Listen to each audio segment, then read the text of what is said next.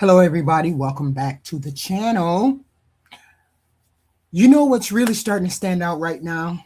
Our allies are not lining up like they used to. And people need to understand this clearly. This is not one country saying no, this is multiple countries hitting the brakes all at the same time. Yeah, yeah. Let's start with France. France basically said we're not automatically opening our airspace for this. That sounds like a small technical thing, but it's not. Airspace matters. That's how planes move, that's how missions happen. So when France says that, what they're really saying is we are not jumping into this with you. That's a message. Now look at Germany. Germany is saying we will support you, but we are not fighting for you. No boots on the ground, no direct combat. They'll help on the side, logistics support, but they're not stepping into the middle of this war. That's another no. Then you've got Italy. They're saying, no, same pattern. We'll help defensively, but we are not going all in. Not leading, not escalating, another step back. Spain.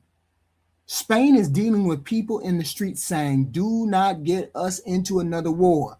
So what does that government do? They slow everything down. They hesitate. They avoid commitment. That's another no, just quieter. Even the UK, and this is important, even the UK is being careful, and that's usually the closest ally. They're supporting us, yes, but they're not rushing head first into anything. They're watching, they're calculating. That's not a full yes, that's a cautious maybe. And then we look at the Middle Eastern allies. Saudi Arabia, UAE, they're not jumping in. Why? Because they know what happens if this spreads.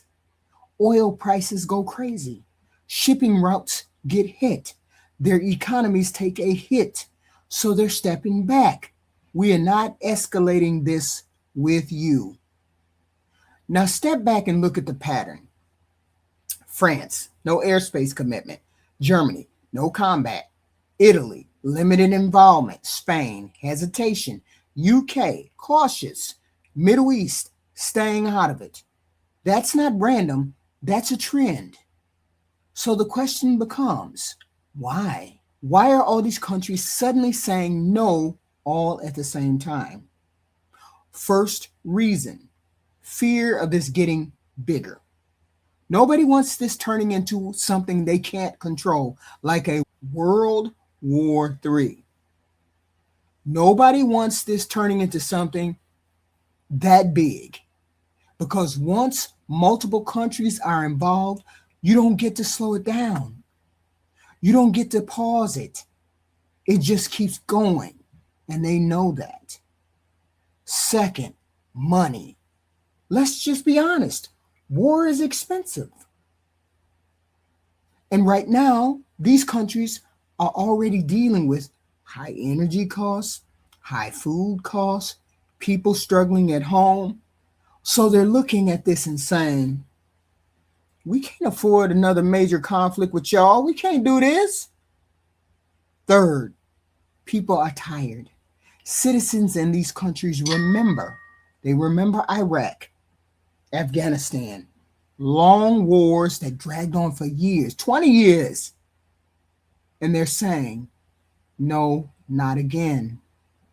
And politicians are listening because they have to. Now, here's the part that matters. From the perspective of Donald Trump, this is a problem because he views this is very simple. If we're leading, our allies should be with us. So when they hesitate, when they say no, when they slow things down, that creates tension. Because now it feels like America's out front and they're standing back there watching and waiting. And this is bigger than just one situation. This is about a shift. Allies are starting to act differently. They're no longer automatically saying, yes, we're in. Now they're saying, wait, what does this cost us? What happens if this gets worse? What do our people think about this? They're thinking about themselves first. And that changes everything. Because for years, the expectation was the US leads and the Allies follow. Now, the US leads. The US is the aggressor, according to them. And allies have decided if they even want to move and help in any way. So, what you're seeing right now is not just disagreement, it's distance, it's hesitation, it's countries stepping back and saying, we are not going all the way with you on this. And for people watching this, you need to understand how serious this is. Because when allies start saying no, that affects the strategy, that affects the timing, that affects what can even be done. So the bottom line is simple. This is not just about France. This is not just about one decision. This is not just about the group of allies. The group of allies all sending the same message in different ways is the message. They're saying we are not all in on this. And the real question now is what happens when the US wants to move forward and the people who are supposed to be standing next to them aren't moving at the same speed? That's where the tension is. And that's where the story is. Why have they decided not to move forward with the United States? And that's what people need to be paying attention to right now. I want you guys to put in the comment section what you think about our allies not going along with this fight with Donald Trump. Me personally, I think it's because NATO is a defensive position. It's not an aggressor. The United States is the aggressor. This is the way they think.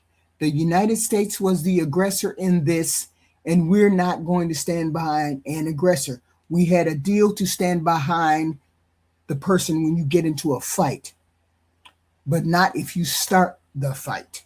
This is what I think, and it's just me. I want to know what you guys think. Put it in the comment section. Please hit the like, share, and subscribe, and I will see you guys in the next one.